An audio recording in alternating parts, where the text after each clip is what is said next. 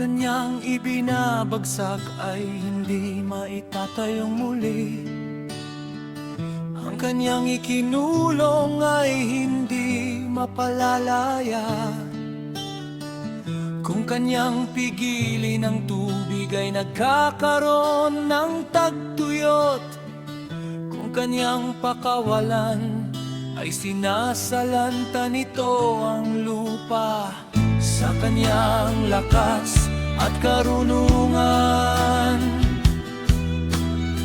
sa kanyang nadadaya at ang mandaraya. Kaniyang inakay na hubad ang mga pinuno at ginagawa niyang mangmang ang mga upo.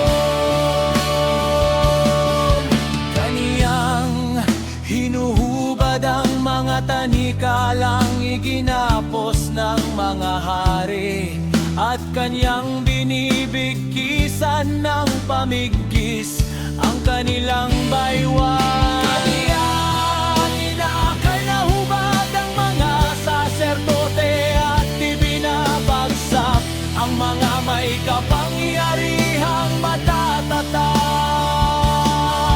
Kaniyang pinapatahimik ang mga labi ng mga pinagkakatiwalaang tagapayo, at inalis ang unawa sa matatanda.